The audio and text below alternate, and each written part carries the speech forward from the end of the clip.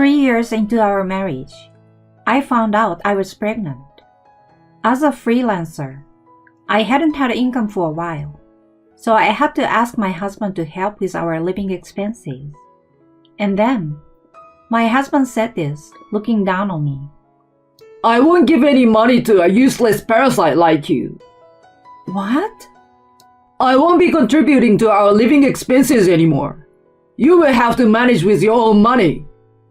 And that's how my husband really stopped providing for my living expenses. Not only did he stop giving me money for groceries, but he also didn't contribute a single cent towards rent and utility bills. What's worse, he finally also started dipping into my savings for my single days. I won't forgive him. I will make him regret this. And so, my retaliation began. My name is Serena Ferguson. I'm a 30-year-old working wife. I met my husband Jonathan when I was single and working at a design company. I joined the company as a designer, and Jonathan worked in sales. We became close as we worked on several projects together. After being invited by Jonathan to have a few meals together, we started dating. In our second year of dating, Jonathan proposed to me. Serena, will you marry me? I will definitely make you happy. Jonathan, thank you. Of course I will marry you. As I gazed at the ring he had just given me, Jonathan said, There is one thing I'd like to ask. What is it? After we get married, could you quit your job? It would be awkward for us to work at the same company as a married couple, don't you think? I was taken aback. At that time, I was at the high point in my career as a designer, and I was considered a valuable asset at the company. I enjoyed my work and felt fulfilled, so I couldn't accept his request right away. But I want to keep working even after we get married. In that case, why don't you switch to a different company or become a freelancer? Come on, Serena, please. Well, I understand. And that's how I ended up leaving my job at the company. My boss at the time, Michelle, who was a good friend of mine, and others were sorry to see me go. On my last day of work, Serena, it's sad to part ways even though we've been working hard together. I feel the same way. Let's stay in touch, and we can go out for a meal sometime. I too left my job with a heavy heart because deep down, I wanted to stay at the company. We then rented an apartment near Jason's office, and our married life began. Upon getting married, I decided to become a freelancer working from home. When I informed Jonathan about this, he said the following. Oh, being a freelancer is fine, but remember, we agreed to split the living expenses evenly. We had discussed this before getting married, that we would both work and split the household expenses. However, it was at Jonathan's request that I quit my job and had to start from scratch to find clients. That being said, could you consider giving me a bit more until my job stabilizes? Since I have no income from the company now, and I will need to start looking for work from scratch. Even after I said this, Jonathan only made a displeased face. Huh? Don't be so dependent. Are you trying to rely on me like that? I like the independent you know.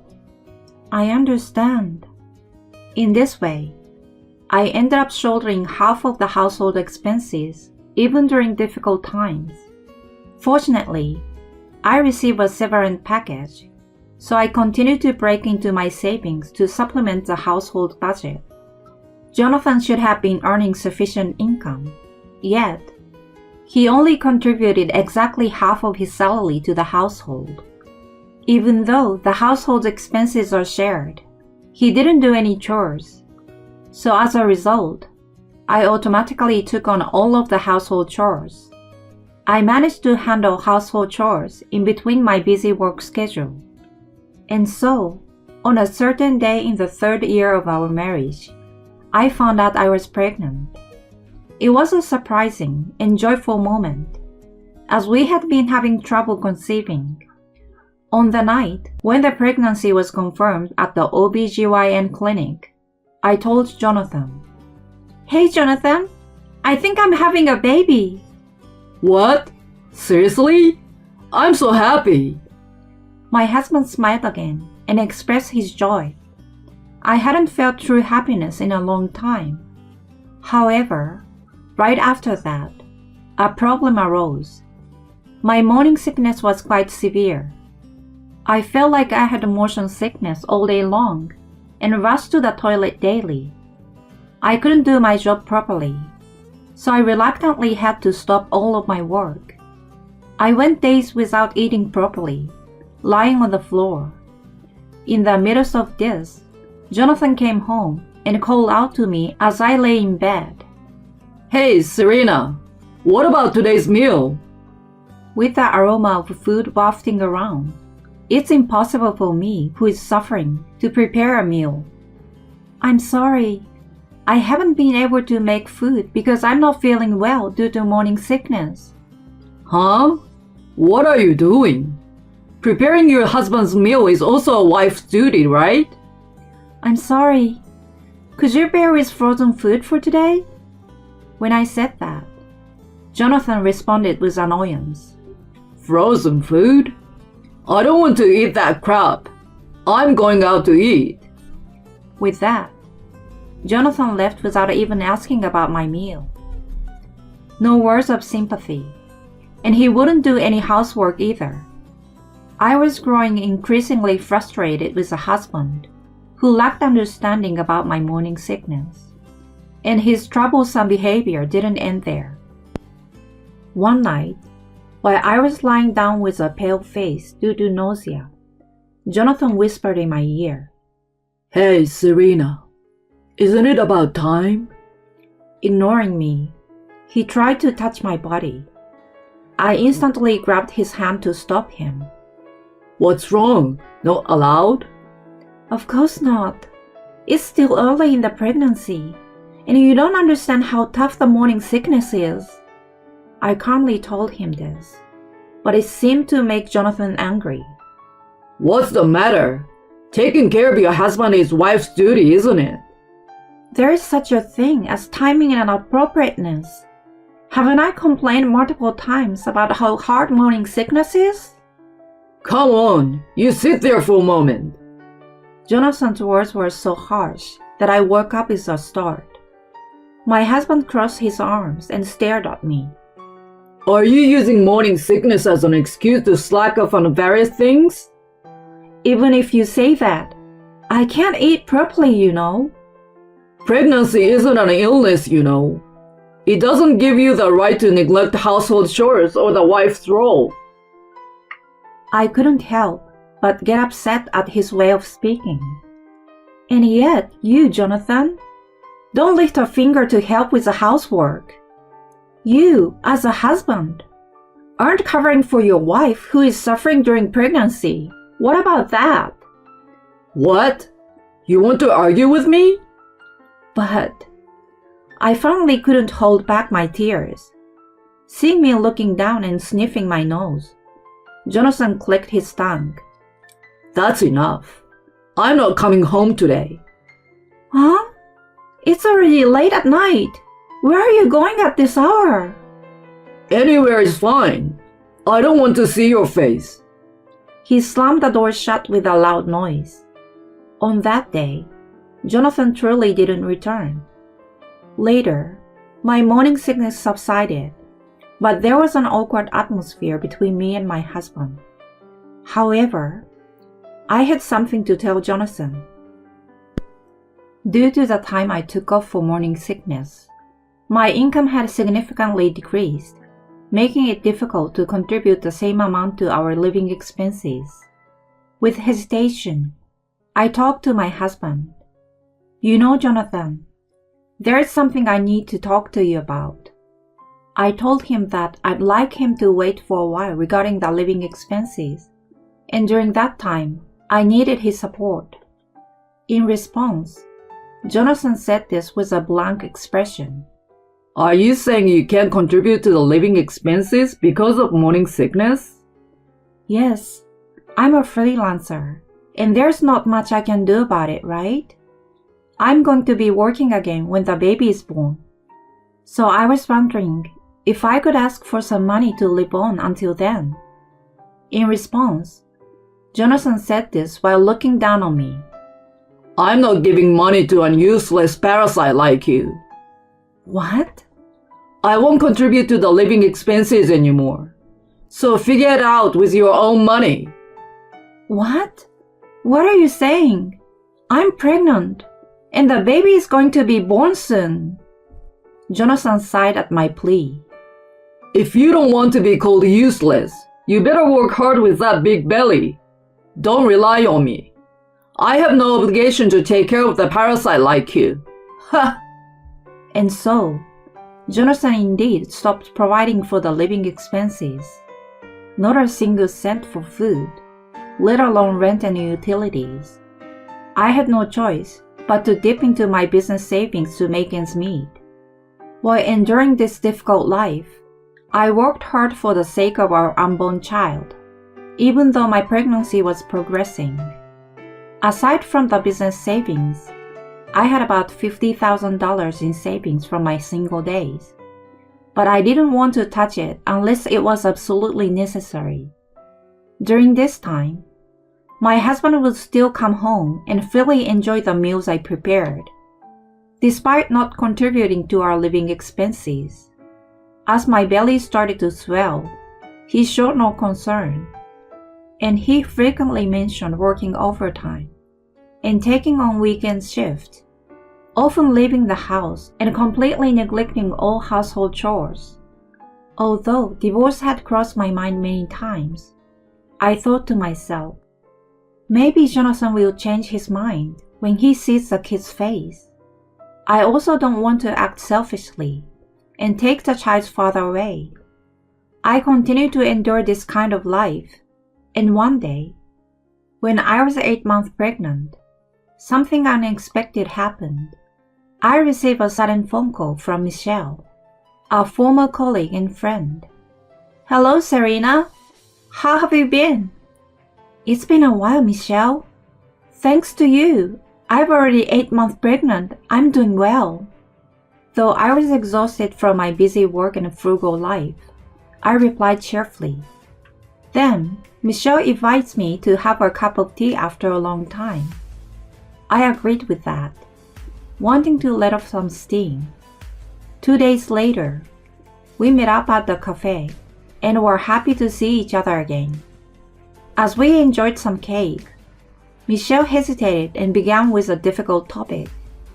You know, Serena, I don't know if I'm allowed to say this, but... Huh? What, Michelle? How are things going with Jonathan lately? I was at a loss for words, and Michelle showed me something on her phone. It was a photo of Jonathan and an unfamiliar woman appearing close in an empty company meeting room. What's this?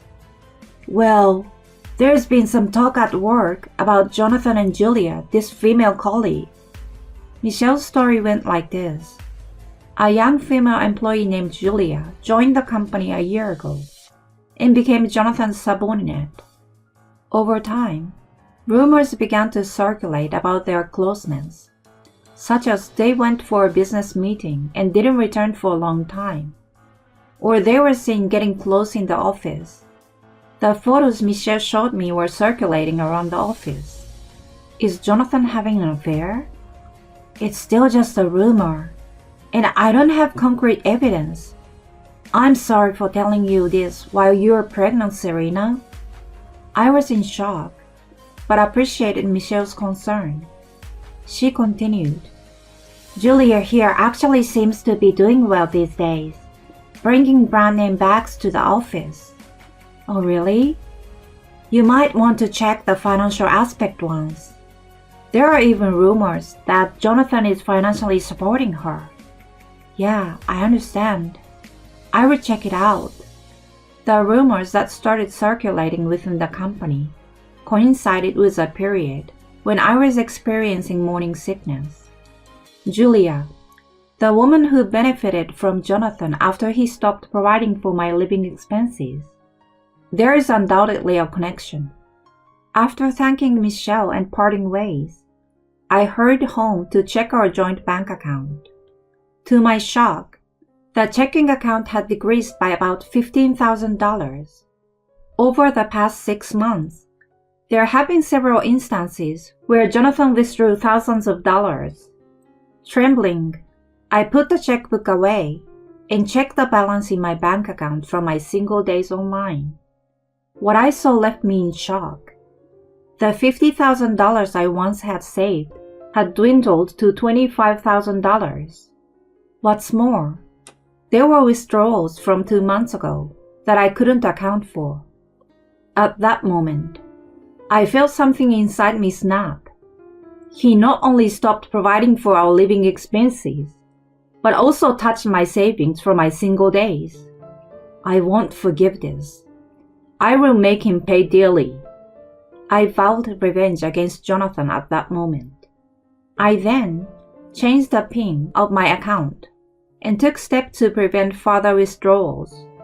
However, I decided not to confront Jonathan directly, but rather to gather evidence. I spent what little money I had left on hiring a private investigator to look into his activities. 2 weeks later, on a certain night, in a shady motel parking lot in the middle of town, I sat quietly in Jonathan's car, which he had parked there. Before long, Jonathan and Julia got into the car. Jonathan, unaware of me in the back seat, attempted to start the engine. And in that moment, I whispered to him like this, "You seems to be having quite a bit of fun, didn't you?" Gah! Jonathan jumped in surprise. Julia, too, froze and looked my way. Serena, why are you here? I knew you two were here together, so I decided to lay in wait. What were you two doing together? In a stern voice, I inquired, and Jonathan's eyes darted around. Well, a junior colleague at work wasn't feeling well, so I was just accompanying her. At Jonathan's feeble explanation, I threw a bunch of photos at him. In those photos were numerous pieces of undeniable evidence of their affair. There was no way to deny any of them. What the hell? You investigated me? Of course. You thought you could deplete people's savings and I wouldn't find out? Now, admit it with your own mouth. Reluctantly, Jonathan began to speak. My severe morning sickness had made it impossible for me to be intimate during that time, which is when Jonathan's relationship with Julia began. He had been buying things for Julia, who was younger and good at sweet talking, indulging her desire. Oh, I see. I understand now. Did this man also buy that designer bag for you, Julia? Julia held the designer bag in her hands with a pale face. Well, this is... You're an adult, so you should know what happens when you get involved with someone else's husband, right? I will demand compensation from you. Be prepared. Julia slumped in disappointment. Then Jonathan stammered as he spoke. We are not getting divorced, right? And a child is on the way. I won't do something like this again, I promise. I glared at Jonathan and shouted as I cut him off. There is no way that's happening, you fool. I'm divorcing you. And I'll definitely demand compensation for the affair and child support. You will return the money you spent, even if it means going to court. What? Jonathan turned pale and stammered. That's when I dropped another bombshell. By the way, it seems like both of you are doing indecent things during working hours, right? I've already sent proof of that to your company. Huh? If you do something like that, Look forward to your consequences, you scum. Both of you are going to hell. In this way, I left them in a state of panic, got out of the car, and left the scene. Later on, Jonathan and I got divorced. I demanded compensation for the affair and repayment of the money he spent from my single days. Jonathan paid it, and his savings were completely wiped off. We agreed on child support payments to be made monthly. As a result of my report to the company about their affair during working hours, Jonathan and Julia were both fired from their jobs. I also demanded compensation from Julia. Julia had to sell her designer items, but it still wasn't enough, so her parents helped her financially. Her parents were furious and forcefully took her back to their hometown. This marked the complete end of Jonathan and Julia's relationship. Jobless and broke, Jonathan joined a part-time job at a horror-themed park and worked as a costumed performer to find a new job. I hope he reflects on what he has done and lives the rest of his life responsibly. On the other hand, I safely gave birth to a lovely baby girl and returned to my parents' home. My freelance work is going well, and it seems I can manage to raise my daughter on my own. My daughter is growing up, receiving love from both my parents and friends like Michelle. From now on, I would like to live cheerfully and look forward to my daughter's growth.